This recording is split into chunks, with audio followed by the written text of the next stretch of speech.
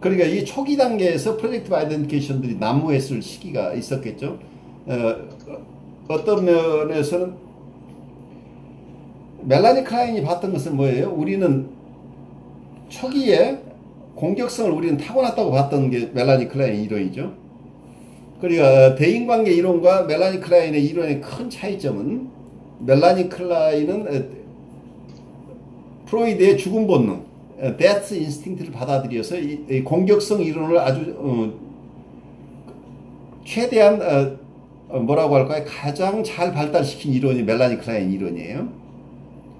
그래서 이 듀얼 인스팅트 티어리라고 우리가 얘기하는 이중 본능 이론 중에 초기에는 리비도 중심의 이론이었다고 한다면 프로이드가 나중에 데스 인스팅트 공격성 이론을 가미함으로써 이 두 가지는 성적 욕동과 공격적 욕동 이 두 가지 혹은 삶의 본능과 죽음 본능 이 두 가지를 본능으로 봤는데 프로이드 이후에 멜라니 클라인이 이 어그레션 내지는 데스 인스팅트를 최대한 이걸 그 개념을 발달시키면서 아이들을 어떻게 이해했냐면 아이는 이미 공격성을 타고 태어났다예요. 그러다 보니까 환경이 좋고 나쁨을 떠나요. 거기서는 환경이 아무리 좋아도 엄마가 아무리 좋아도 아이는 처음부터 공격성을 가지고 있어서 공격성을 더 투사한다고 봤어요. 그래서 이 공격성을 투사된 공격성이 다시 자기에게 내사되고 내사된 것이 다시 투사가 되고 이런 과정을 설명하고 있는데 이런 이론들은 이번에 투사 동일시 이론 속에 녹아 있는 것들이에요. 이 당시에 그래서 이 병리적인 현사 환자들은 이 초기 단계에 이런 투사 동일시 기제들이 계속 남아 있는 사람들이란 얘기예요.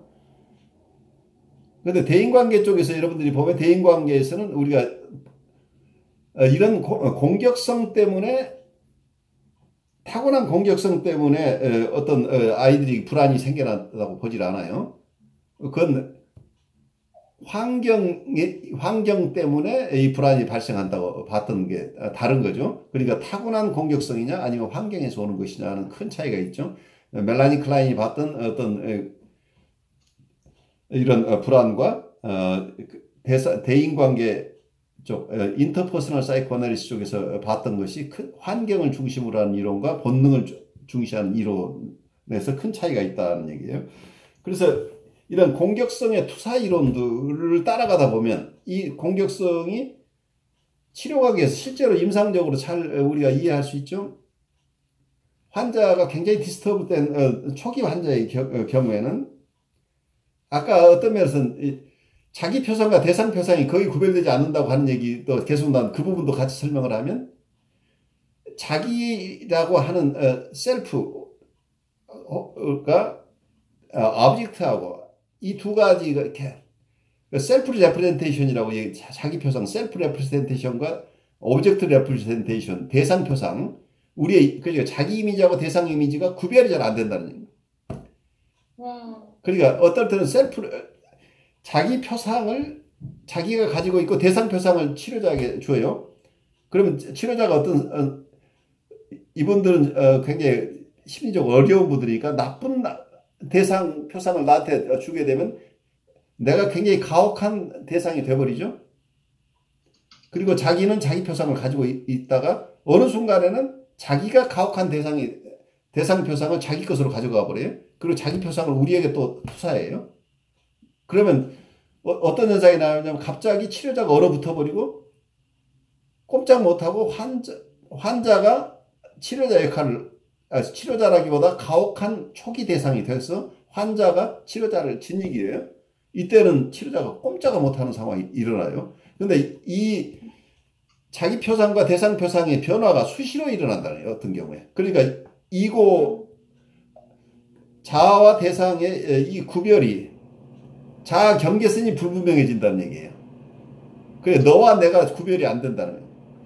퇴행 상태가 된다는 얘기는 뭐냐면 초기 단계 엄마와 내가 구별되지 않는 단계로 퇴행해 버리는 거죠. 그러면 엄마와 아이는 원래 우리가 심바이오시스 단계라고 우리가 보통 마가레트 말레가 얘기하는 그 단계에 들어가 퇴행하게 되면 어때요? 엄마와 나는 구별이 없는 상태로 들어가 버리죠. 융합의 단계로 우리가 퇴행해 버릴 가능성이, 그럼 자아와 대상이 구별이 안 되니까 발달 이전으로 퇴행한다는 얘기죠. 그런데 문제는 이 대상이 굉장히 가혹한 대상으로 내재화되어 있는 사람인 경우에 이 가혹한 대상을 치료자에게 투사하고 다시 그걸 내사해서 또 재투사가 일어나고 이 과정 속에서 점점 병리적인 대상 관계가 더 심해질 가능성이 있다는 거예요. 그래서 여기에서 적절한 치료적인 개입이 일어나지 않으면 환자가 점점 더 어려워진다는 얘기죠. 그래서 이런 상황을 어떻게 막아내면서 환자를 회복시킬 수 있을 것이냐가 컴버그한 고민이고, 그리고 모든 프리에드팔 환자를 돌보는 분들이 이 부분에서 고민하고 거기에 어떤 인터벤션이 적합한가, 어떤 도움 방법이 좋은 것인가 하는 것에 심혈을 기울여서 이론 개발을 하고 있는 거죠. 그런데 이건 현상이기 때문에 어느 분이나 알고 있는 현상이, 이런 현상은 그걸 이론적으로 어떻게 설명하느냐의 차이죠. 그런데 거기에 대한 인터벤션 방법은 각각 다르다는 거죠. 이론가마다. 그리고 이분이 메디칼 트레이닝을 받은 분인지 또는 클래시컬한 트레이닝을 받은 분인지 아니면 릴레이셔널한 트레이닝을 받으신 분인지 현대 정신분석의 모던 사이코애널리시스 쪽을 트레이닝 받은 분인지에 따라서 이렇게 어려운 환자를 도와주는 접근 방법이 각각 다르다예요.